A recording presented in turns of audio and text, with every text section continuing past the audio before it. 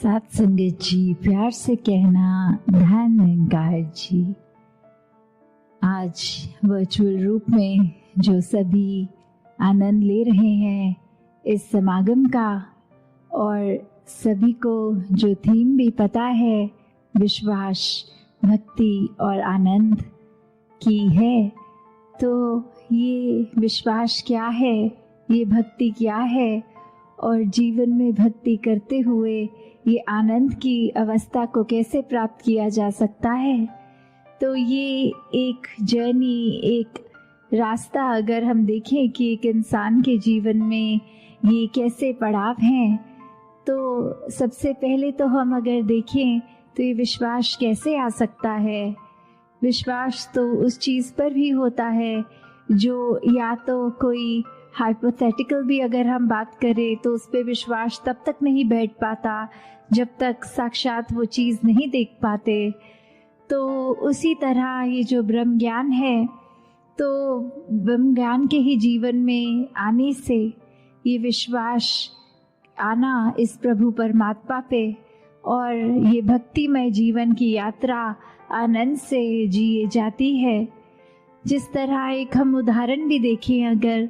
तो हम ये सुनते भी हैं अगर कि दो तरह के खाने होते हैं पदार्थ भोजन के, एक को जंक फूड की कैटेगरी बोलते हैं और एक को हेल्थ फूड की, कि ये जो हेल्थ फूड है इसने शरीर को तंदुरुस्त रखना है, बहुत ही पौष्टिक आहार है। और दूसरी तरफ जहाँ जंक फूड की बात होती है कि उसमें पोषण नहीं होता, वो सेहत को खराब करता है, उसमें जो गुण होते हैं वो इतने नहीं होते। तो किस तरह फिर हमारे को जब ये पता लग जाता है, एक बार वो खाकर खानों में जो अपने शरीर में फ़र्क हम देखते हैं, तो किस तरह ये विश्वास बैठ जाता है कि हाँ ये हेल्थ फूड अच्छा है। फिर किस तरह हम बार बार वो इच्छा रखते हैं कि प्रतिदिन इस तरह से शरीर में वो पौष्टिक आहार ही जाए ताकि ताकत बनी रहे, स्वास्थ्य हमारा ठीक रहे। और फिर वही हम अपनी डाइट प्लान को भी उस तरह फॉलो करते हैं। तो ये विश्वास जब आ गया कि इस प्रकार का भोजन अच्छा है, फिर उस भोजन की भक्ति हो गई। उसको बार बार हम हर समय कोशिश यही कि उसके साथ हम जुड़े रहें उस भोजन के, और फिर ये जो बेनिफिट दिखता है शरीर पे, वो एक भक्ति करते हुए वो एक चाहे ग्रहण कर रहे हैं उस तरह का ही खाना, फिर ये कैसे आनंद की अवस्था वो हमें दिख रहा है रिजल्ट अपने शरीर पे। तो उस तरह ही देखिए अगर हम, तो ये विश्वास है, और विश्वास के साथ भक्ति के साथ ही आनंद की अवस्था इस जीवन में हम परमात्मा को प्राप्त करके कर सकते हैं। और अगर हम विश्वास शब्द को देखें तो इसमें अगर दो नज़रिए के साथ देख सकते हैं कि ये विश्वास हो गया कि पूरा भरोसा, और अगर इसको स्प्लिट करके अलग तरीके से देखें तो विष का वास, मतलब जहर, विष। तो वो हम अगर उस तरह देखें तो एक विश्वास और एक अंधविश्वास, तो कैसे हम अपने जीवन में एक उस तरह तो चले जहाँ विश्वास तो है, पर जब अंधविश्वास की बात आती है वहीं भ्रम होते हैं, वहीं डर होता है, वहीं इल्यूजन्स आ जाती हैं जीवन में। तो कैसे हमने वो एक अंधविश्वास नहीं पर विश्वास पे टिकना है, विश्वास को मजबूत करना है, क्योंकि जब मन में ये जहर आ गया तो फिर तो कुछ होते हुए भी वो ना होने के बराबर है। फिर मन के अहंकार प्रबल होते जाएंगे, मन में और बुरे ख्याल होते जाएंगे। जैसे अक्सर हम ये भी देखते हैं कि बात तो शुरू होती है विश्वास पे और ख़त्म हो जाती है अहंकार पे। कि उदाहरण के तौर पे अगर हम कभी स्कूल के दिनों की ही ऐसे बच्चों में अक्सर नोटिस करते हैं कि अगर एक किसी का पेंसिल खो गया होता है तो वो अपने पार्टनर की पेंसिल ही ले लेता है और बोलता है कि ये मेरी ही है, और फिर वो दूसरा बच्चा अगर एक एक्सप्लेन भी करे कि नहीं ये मेरी है, तो वो पहला स्टूडेंट इतने कॉन्फिडेंटली उसको अपनी ही मान के कि मेरे पेंसिल बॉक्स में थी अब नहीं है तो यही होगी, और फिर जब घर जाके देखता है तो अपने बैग के दूसरी जगह से अपनी ही पेंसिल मिल जाती है, तो उस समय तो वो विश्वास था कि ये दूसरे की नहीं मेरी है, और घर आके भी अगर देखा अपनी वस्तु जब मिल गई तो फिर ये अहंकार मन में आ गया कि अगले दिन स्कूल जाके किस तरह वो माफ़ी तो मांगी नहीं जाएगी। वो अहंकार ने इतना मन में गलत होने के बावजूद भी एक असर इस तरह छोड़ा कि अब अपने दोस्त के आगे जाके कैसे कह दें कि आप सही थे हम गलत थे। तो मन में अक्सर जहाँ विश्वास हो तो उसको उस तरह से ही मन में रखा जाए कि इसने हमारी एक अच्छी नियत का एहसास करते हुए एक इंटेंशन जो साफ, एक प्योर हार्ट, उसके साथ परमात्मा पे जहाँ ये यकीन करना है, ये फेथ होना है, विश्वास होना है, वहीं ये पूरे ब्रह्मांड की हर चीज़ ये विश्वास पे ही टिकी है। और विश्वास ऐसा नहीं हो कि असल में तो कुछ और है पर हम मन में कोई कल्पना दूसरी कर लें, ये आंख बंद करके असलियत से आंख चुरा कर कुछ और कर लें। तो फिर वो बात कि किस तरह अक्सर अगर हम ये अंधविश्वासों के ऊपर भी जाएं, उनको एनालाइज करें, तो सुपरस्टिशंस का ओरिजिन किस पर्पस से होता है और आज इंसान उसको किस तरफ ले गया, कि ये शुरुआत में बहुत ही लॉजिकल चीज़ें उनके कारण भी दिए गए कि इस वजह से ये चीज़ करनी है, और इंसान कारणों को भूलकर सिर्फ एक उसको नियम की तरह बनाकर ही चल रहा है बिना कारण जाने। और ऐसे ही हमारे जीवन में भी फिर बहुत वो बढ़ाव आते हैं जहाँ किसी चीज़ का करने का उद्देश्य पता नहीं, उसको करने चलते हैं, मन में विश्वास भी रखते हैं, और कब वो विश्वास फिर एक नेगेटिव तरह से हमारे ऊपर ही हावी हो जाता है। तो विश्वास जब आए इस परमात्मा पे तो भक्ति है। तो ये भक्ति भी अब क्या है, भक्ति कुछ ऐसी नहीं करनी कि पूरे ही आसपास के वातावरण, व्यक्ति या किसी और चीज़ से अपने आप को काट लेना है, कहीं अपने आप को कमरे में बंद करके अपने नेचर को सही करना है, अपनी लगन को पक्का करना है। ऐसी भक्ति अगर करेंगे तो वो तो कुछ समय तक ही हो पाएगी, पर भक्ति तो वो होनी चाहिए जो हर श्वास में होती है। और हर श्वास में भक्ति अगर है तो हमें अपनी लाइफ की एक्चुअल सिचुएशन से भागना नहीं है,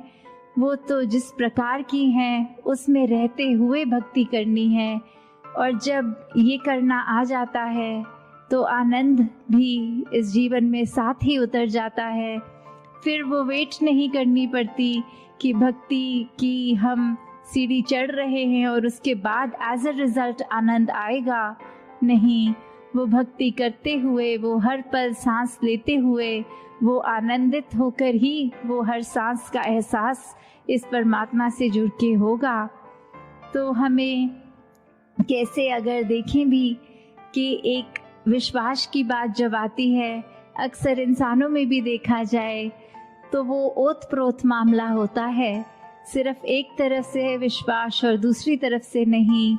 तो उससे भी एक ये पता लग जाता है कि अगर हम एग्जाम्पल देखें कि एक क्लास चल रही है, उस क्लास में टीचर हर स्टूडेंट को एक ही सबक एक जैसी एक्सप्लेनेशन के साथ समझाते हुए फिर भी जब कुछ समय बीतता है तो एक टेस्ट का टाइम आता है। और वो टेस्ट क्यों? वो टेस्ट इसी का प्रमाण, विश्वास का, कि जितनी शिद्दत से वो टीचर ने स्टूडेंट्स को पढ़ाया, क्या उसी तरह वो स्टूडेंट्स भी परीक्षा में पास हो रहे हैं? वो टीचर के ऊपर, जो टीचर ने स्टूडेंट्स पे विश्वास किया, वही सबक को एक सच्चाई मान के क्या स्टूडेंट्स भी वो रेसिप्रोकेट कर रहे हैं? और अगर इसको दूसरे नज़रिए से भी देखे जाएं तो शायद टीचर्स को पहले ही पता होता है कि कौन सा स्टूडेंट अच्छी तरह परफॉर्म करेगा और कौन नहीं करेगा। तो वहाँ बात ये विश्वास ना होने की भी आती है कि अगर विश्वास पता है एक किसी बालक पे नहीं है तो वो क्यों नहीं है, क्योंकि टीचर को हमेशा पता है वो क्लास में अटेंटिव नहीं है, वो अपनी असाइनमेंट्स ठीक समय पे सबमिट नहीं कर रहे, वो रुचि एक पढ़ाई की तरफ है ही नहीं। तो उससे एक एंटिसिपेशन एक टीचर की भी बन जाती है कि चाहे अपनी तरफ से तो एक जैसा एक समान ही हर एक को सबक दिया,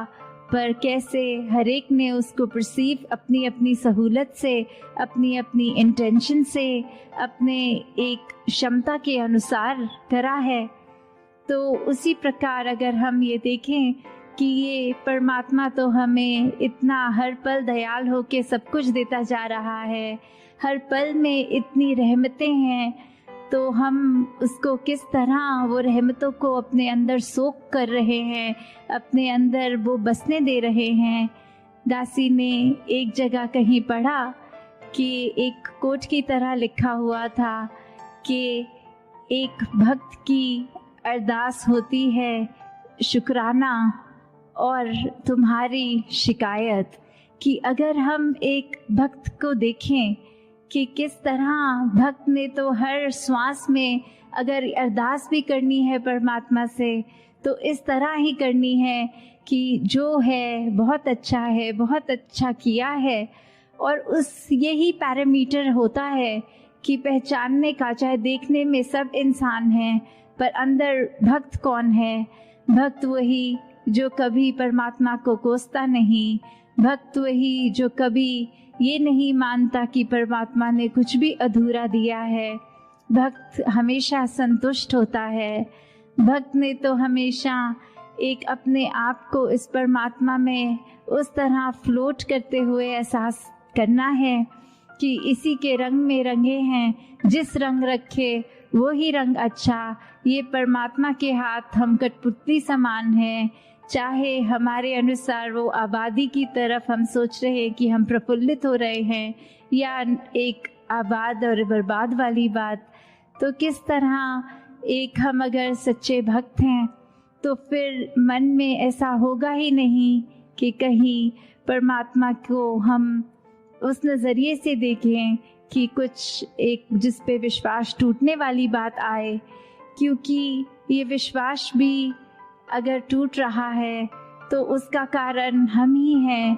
अक्सर हम ऐसे भी कर लेते हैं कि सोच लेते हैं कि क्यों ना परमात्मा का ही टेस्ट लिया जाए और अपनी सिचुएशन के अकॉर्डिंग भी मन में ही धारणा बना लेते हैं कि यदि हम ये करेंगे और एज अ रिज़ल्ट ये होगा तो परमात्मा है, तो परमात्मा सच्चा है। जहाँ हम आस्था रखते हैं वो एक सच्चा दर है। पर अगर ऐसा नहीं तो उसी समय वो एक नास्तिक की अवस्था को अपना लेते हैं। तो कैसे एक हर बार हम जब ये सोचेंगे कि परमात्मा का हमने टेस्ट लेना है और परमात्मा ने हमारे अनुसार वो रिजल्ट्स देने हैं, तो हम खुद ही देख लें कि हम भक्ति से तो कोसों दूर हैं ही, पर साथ में किस तरह हम अपने ऊपर भी वो विश्वास अभी नहीं कर पा रहे। हम एक ब्रॉडर पर्सपेक्टिव देख ही नहीं पा रहे। हम अपने छोटे वो तंग दिल्ली में ही फंसे हुए हैं। तो आनंद की अवस्था से तो हम अभी बहुत ही दूर हैं। मन में हमारे कुछ भी हो, अगर हम एक उसकी बात करते हैं कि कोई खाली जगह जब हम देखें और एक भरपूर जगह कि जीवन में हमारे अंदर कितनी अच्छाइयाँ या एक सामने वाले की कितनी ही ज़्यादा अच्छाइयाँ दिख रही हैं, पर अपने जीवन में एक चीज़ की इच्छा जो हम रख रहे हैं और वो ही चीज़ अगर नहीं है तो हमारा नज़रिया उस पे नहीं जाता कि क्या क्या है हमारे पास, पर उस पे जाता है कि क्या नहीं है। और फिर हम उसको एक माइक्रोस्कोप लेंस जो बोलते हैं कि इतने बारीकी से देखने लग जाते हैं कि जो कुछ है उसको नज़रअंदाज कर देते हैं, जो नहीं है फिर नज़दीक से तो हर चीज़ में कमी दिखी जाती है। फिर एक पूर्णता तो हमें दिखेगी नहीं, हमें अपने जीवन में लगेगा ही नहीं कि एक ये चीज़ ना होने की वजह से पूरा जीवन ही खराब लगता है। तो जहाँ अपनी हर वस्तु को जो दातार ने ये एक रहमत की तरह झोली में डाली है, अगर कुछ नहीं है तो उस पे ध्यान ना दें, क्योंकि अगर ध्यान देना ही है, एक बारीकी से कुछ टटोलना ही है, तो वो अपने अंदर अपने मन को बारीकी से देखा जाए कि किस तरह मन का तो इस दातार ने नेचर ऐसा बनाया था कि हम अपने अंदर झांकें। मन इसलिए कि जो फील कर रहे हैं खुद अपने आप को कैसे ठीक करें, एक अपने मन से जो एहसास कर रहे हैं वो हमें अंदर से कितना मजबूत, कितना स्ट्रॉन्ग और कितना मुश्किल घड़ियों में भी किस तरह उसको हम पॉजिटिव रख सकें। पर मन ने कहीं ये माया के चक्कर में अपना नेचर ऐसा बना लिया है कि उसको बाहर की ओर देखने लग गए हैं हम औरों की तरफ, हम कमियों की तरफ। तो जहाँ मन का काम अंतर का एक अपना हमें दृष्टिकोण, एक नज़रिया, हमारे अंदर क्या चल रहा है वो इंट्रोस्पेक्शन, उसके लिए काम आना था, पर वो हम दूसरों के लिए नफरत, निंदा और ऐसे अनेकों एक खराब सोच देकर मन में उससे हर दिन जब उपयोग कर रहे हैं मन का, तो फिर वो एक नेगेटिविटी की ओर, एक चंचलता, एक हर तरह का हम उसमें एक दोष डालते जा रहे हैं। तो कैसे अपने मन को जब हम साफ रखते हैं, और मन साफ रखने का सबसे आसान तरीका ये भक्ति में तो सेवा है, सिमरन है, सत्संग है, कि जब इस निरंकार से जुड़ गए हैं तो फिर ये आनंद अपने आप जीवन में उतरता है। हर पल मन बहुत ही शांत, बहुत ही स्थिर, सहज भाव में, एक जो कहते हैं कांस्टेंट ब्लिस जो है, एक खुशी, उस तरह एक कभी भी वो एक्सट्रीम निराशा की फीलिंग नहीं होती। तो कैसे हमने हमेशा अपने जीवन में जहाँ हर पल कोशिश करनी है कि इस परमात्मा पे ये विश्वास हमारा पूरा रहे, वहीं साथ ही साथ कैसे भक्ति को किया जाए और वाकई ही भक्ति क्या होती है उसको उसी नज़रिए से किया जाए। भक्ति सिर्फ नकल नहीं है कि हमने देखा है पुरातन कैसे करते थे उसको एक रिपीट करना, नहीं। भक्ति हर एक की एक इंडिविजुअल जर्नी है, कैसे हमने हर दिन अपने आप को उसमें और प्रबल करना है, कैसे हमने हर एक चीज़ से जुड़े होने के बावजूद वो डिटैच्ड अटैचमेंट की अवस्था कि कुछ है तो उसका तो मज़ा उस समय लेना है, कुछ नहीं तो फिर अपने मन को उदास नहीं करना। कैसे वो इच्छाएं होनी मन में तो लाजमी है, पर वो इच्छाओं की पूर्ति ना होने से मन को फिर एक पतन की ओर ले जाना, एक मन पे बहुत बड़े बोझ बना के रखने। तो भक्ति तो फिर समर्पित होकर ही हो सकती है। जब इच्छाएं इतनी आ जाती हैं तो फिर भक्ति उस समय मजबूत नहीं रह पाती। अगर इच्छाएं पूरी ना हों तो भी अपने आप को हम एक पक्का कर लें कि इसका ना होना में भी बेहतरी ही है, तो फिर ही वाकई ही एक असल रूप में इंसान आनंद का एहसास कर सकता है। तो दातार हर एक पे कृपा करे, जो हर एक की इस समय एक अरदास भी है कि किस तरह से सत्संग रूप जो एक इतनी वास्ट हम मनाते थे समागम पे, हर कोई अपने घरों से चलकर फिजिकली गैदर होता था, और अब चाहे वर्चुअल रूप में इस तरह कर रहे हैं, पर भाव तो सबके वही, ये लगन इस निराकार से सबकी वही। और आगे के लिए अरदास कि हर कोई संतों के साक्षात दर्शन करके एक दूसरे की चरण रज लेकर उस रूप में ही ये समागम का त्योहार जो हर्षोल्लास का होता है, ये कैसे एक रूह का संबंध निरंकार से हर पल होता तो है, पर जब समागम पे सब आके इकट्ठे होते हैं तो फिर वो एक अंदर की जो खुशी इतनी ज़्यादा प्रफुल्लित, तो हर एक पे दातार यही कृपा करे, जहाँ हर कोई भक्ति भरा जीवन अपना एक स्ट्रॉन्ग करता जाए, वहीं फिर हर एक के लिए, संसार के लिए, सरबत का भला, वो एक अरदास कि ये ह्यूमैनिटी एक साथ आगे बढ़े, एक सेल्फिश होके अपने आप को तंग दायरे में ना रखें, अपने मन में हमेशा अच्छे ख्याल रखें। तो दातार हर एक पे कृपा करे। साथ संगत जी, प्यार से कहना, धन निरंकार।